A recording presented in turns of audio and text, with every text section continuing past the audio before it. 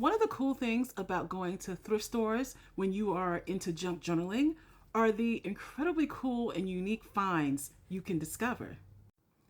Because it is my birthday today, I actually went thrifting this past weekend to get more goodies for my journaling. And I want to share with you some of the things that I got, but particularly highlight for you some of the more unique finds I was able to get. While I was out this weekend, I got notebooks, scrapbook paper pads, some memo pads, stickers, keychains because I do use those when I'm making and putting together charms. I, of course, got some regular mundane supplies, like I'm going to start trying out using tape rollers to see if I enjoy that experience. And I got some address labels and I got some cute Care Bear figurines because those can become charms in the future as well. So all of this I picked up at a thrift store except for two of the paper pads. I did get those from Michael's.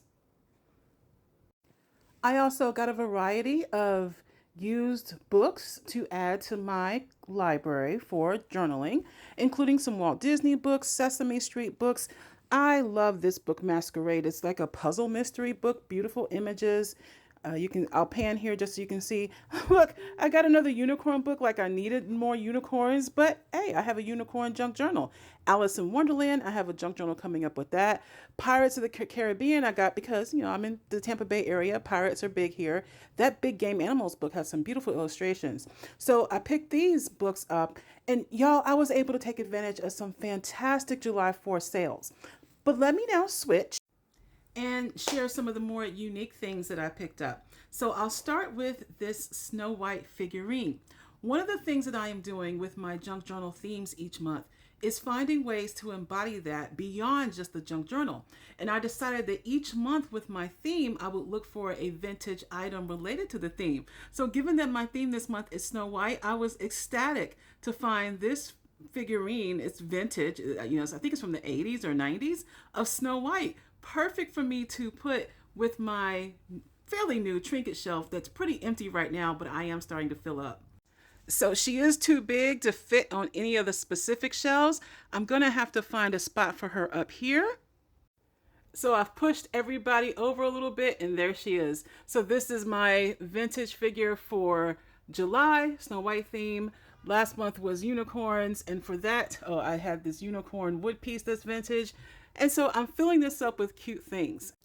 I picked up this Life magazine about the Disney parks. Now the magazine itself is not vintage, but it had some nice imagery in here that I wanted to capture.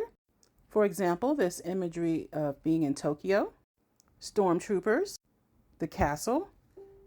So as you see, lots of fun that I will enjoy putting in my journals.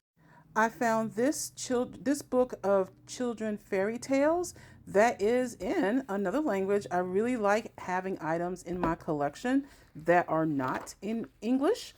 So I was flipping through this at the bookstore and just fell in love right away. Look at these illustrations. One of the themes that I collect is the story of Princess and the Pea.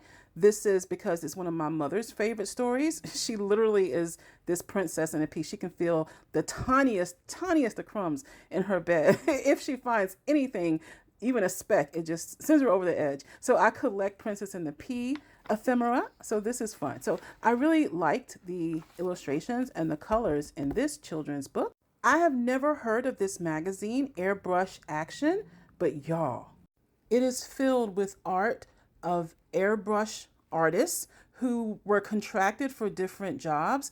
And in here are some of their work. So, me and Elvis, look at this Elvis airbrush paint. There's a painting of Mickey actually painting Walt Disney. It's called Mickey's Self-Portrait. There are even airbrush paintings related to, significant people in history. And these could be good for documenting things that occur in the news. I love this painting of Old Pueblo. Look at that stunning butterfly. I was just really impressed with the quality of the work here. So now I'm on a mission to find issues of this actual magazine because these come from magazines, Jack and the Beanstalk. So this is going to be something new for me to continue to discover. And I also found this binder of historical maps. Except for the Texas Tour Guide map, the rest of these appear to be part of a collection called Hammond's Map Library, and they are very large maps of each of the continents. Oh, I lied. It's not just the continents because this is a map of Canada, and I appear to be missing a map for South America. But we have Canada, we have Australia and New Zealand, we have a big map of Europe, there is the map of North America, here is a map for Asia, and here is a map for the continent of Africa. And then there is this big map of the United States. Do I know what I'm going to do with this yet? Nope. Did I get it because it was printed in the 1950s? Yup. The copyright date here says 1956, although one of the maps said 1957. In any regard, this thing is definitely vintage. And then I get this Texas tour guide map. I can't wait to start using these goodies. I have to document them as part of my birthday gifts to myself. Look at my birthday stuff back here, my birthday bracelet. But y'all, I am just loving this. One of the great things about junk journaling is being able to incorporate these elements of history and repurposing things that already exist. But you know, I do buy new things as well, as I've shared in past videos, but I particularly love repurposing and reusing. So I have more to share with you as part of how I treated myself for my birthday and the different ways I'm using it in my junk journaling. So I'll be back. Catch me in the next video.